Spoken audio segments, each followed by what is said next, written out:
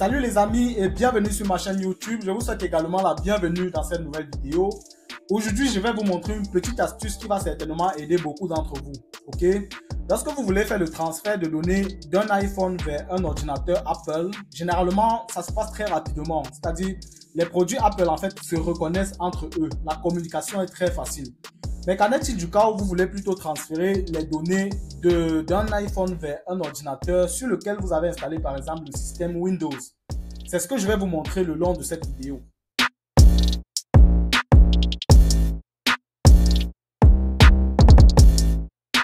La première étape va donc consister tout d'abord à télécharger une application qui est gratuite qui s'appelle iTunes. Pour cela, on va se rendre dans notre navigateur. On va donc entrer iTunes Download. On va cliquer sur iTunes Download et puis on va se diriger sur un site, sur celui-ci, support.apple.com. Vous allez cliquer dessus et puis on va vous diriger sur cette page-ci. Vous allez avoir la possibilité de télécharger une version en fonction de votre système d'exploitation.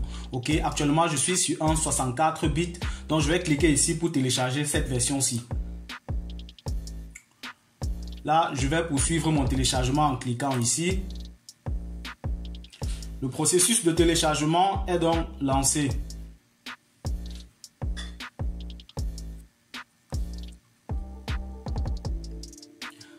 Mon téléchargement est donc terminé. Je vais me rendre dans mon répertoire de téléchargement. Je vais transporter ce fichier que je viens de télécharger vers mon bureau. Ok? Pour qu'on passe à l'installation. Voilà donc le fichier que je viens de télécharger. On va l'installer ensemble tout simplement en double-cliquant dessus.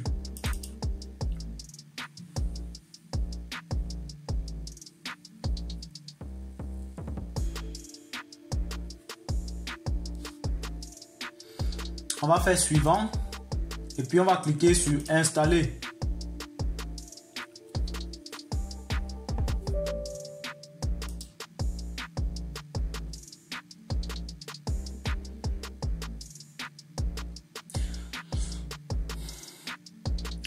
Donc, pendant que l'installation se poursuit, je vais rappeler à tous ceux qui ne sont pas encore abonnés à cette chaîne de le faire et de cliquer sur la cloche de notification pour être notifié à chaque fois qu'il y aura une nouvelle vidéo sur la chaîne. Et bien entendu, de partager et de liker la vidéo.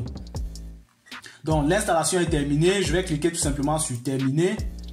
Et normalement, vous êtes censé recevoir un raccourci comme ça sur votre bureau. On va double-cliquer sur raccourci pour ouvrir cette page-ci. La première fois que vous allez en fait double-cliquer sur ce raccourci-là, c'est-à-dire sur ce raccourci-ci, on va vous afficher, c'est pas sur cette page que vous allez arriver en fait. On va vous afficher une page où on va vous demander d'accepter certaines conditions. On va vous demander d'autoriser en fait le partage de données entre votre ordinateur et votre iPhone. Ok, vous allez tout simplement cliquer sur accepter et puis là vous allez vous retrouver sur cette page-ci. Une fois sur cette page, donc, on va tout d'abord la quitter pour quelques secondes. On va se rendre sur notre iPhone pour la suite du processus. Une fois sur votre iPhone, donc, vous allez rechercher une application qui s'appelle Documents et puis vous allez l'installer. Pour cela, vous allez aller dans votre App Store. Je vais donc cliquer ici sur App Store. Ok, à l'intérieur, on va rechercher cette application. Elle s'appelle Documents.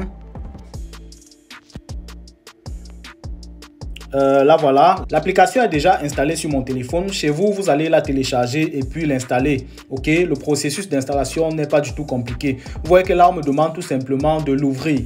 D'accord? Après avoir installé l'application, vous allez revenir. Vous allez revenir dans Réglages. Donc, vous allez cliquer sur Réglages. À l'intérieur, vous allez chercher Luminosité et Affichage. Vous allez cliquer dessus. Ce qu'on veut faire ici, en fait, c'est quoi? On veut en fait désactiver le verrouillage automatique de l'écran de notre iPhone. Ok? Parce que si vous voulez effectuer le partage des données, en fait, il faudrait que ce soit dans un sens ou bien dans l'autre, il faudrait que votre téléphone, votre iPhone soit permanemment actif. C'est-à-dire que l'écran soit permanemment actif. Ok? Donc, on va cliquer ici sur verrouillage automatique. Vous voyez que pour mon téléphone, pour mon cas, en fait, après chaque 1 minute, l'écran de mon téléphone est désactivé. Ça se verrouille. Ok, donc au lieu de cocher 1 minute ou quelque chose d'autre, on va cocher jamais en bas là. On va donc revenir. On va donc revenir sur notre écran pour continuer. Une fois donc de retour sur notre écran, on va donc passer à la prochaine étape qui sera de connecter notre iPhone à notre ordinateur à l'aide d'un câble qui a une extrémité USB et une autre extrémité Lightning. Ok, bien entendu, l'extrémité USB va être connectée sur votre ordinateur et l'autre sur votre iPhone.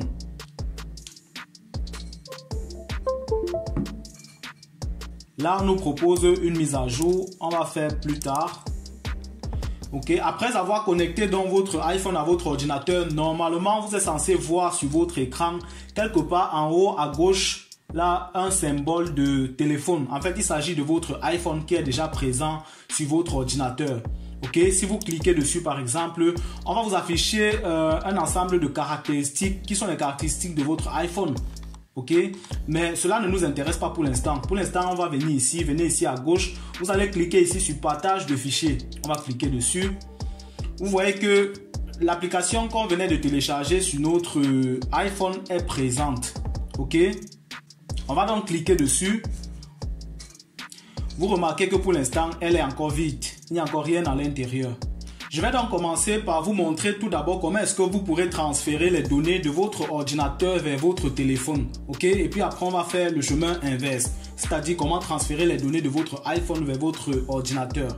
Vous allez pour cela venir en bas là. Vous allez cliquer sur ajouter un fichier. Et puis, on vous propose de sélectionner le fichier que vous voulez ajouter dans votre iPhone. On va sélectionner par exemple un fichier ici. Je vais choisir par exemple ce fichier-là. Je vais cliquer sur ouvrir. Vous voyez que désormais le fichier est présent dans notre application document qui est dans notre iPhone. Ok, on va sélectionner un autre fichier par exemple. Je vais choisir cette fois-ci un PDF. Par exemple, je vais choisir ce PDF-ci par exemple. N'est-ce pas? Je vais décider de l'ouvrir. Ok.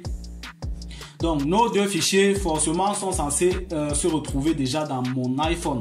Et je rappelle en passant que cela fonctionne pour n'importe quel type de fichier. Ok, que ce soit les documents Word, que ce soit les PDF, même les vidéos. D'ailleurs, on va faire un test. On va chercher une vidéo. Je vais essayer d'importer une vidéo. On va chercher par exemple une vidéo ici. Je vais importer par exemple cette vidéo-là. Je vais cliquer sur ouvrir.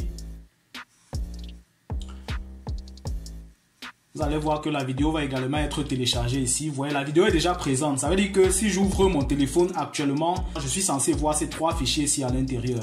C'est ce qu'on va faire. On va aller donc vérifier sur mon iPhone si ces applications, si ces fichiers sont bel et bien arrivés.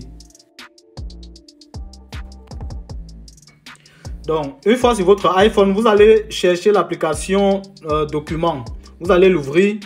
À l'intérieur, vous allez ouvrir ce dossier vert là qui est nommé fichier iTunes. Ok, vous allez cliquer à l'intérieur. Vous voyez que nos trois fichiers sont bien présents. Ok, ce qu'on va faire maintenant, je vais vous montrer le chemin inverse, c'est-à-dire comment est-ce que vous pourrez transférer les données de votre iPhone vers votre ordinateur. Pour cela, qu'est-ce qu'on va faire? On va venir, on va supposer qu'on va envoyer un fichier qui se trouve par exemple ici à l'intérieur, c'est-à-dire dans mon album photo, qu'on veut envoyer un fichier d'ici vers mon ordinateur. Ce qu'on va d'abord faire, c'est quoi? La première étape, c'est de transférer le fichier vers le fichier vert que je venais de vous montrer là. Pour cela, vous allez faire quoi? Vous allez cliquer sur le fichier que vous voulez transférer.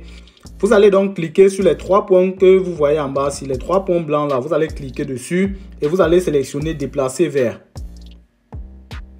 Vous allez choisir le fichier iTunes. Vous allez cliquer ici en haut à droite sur déplacer.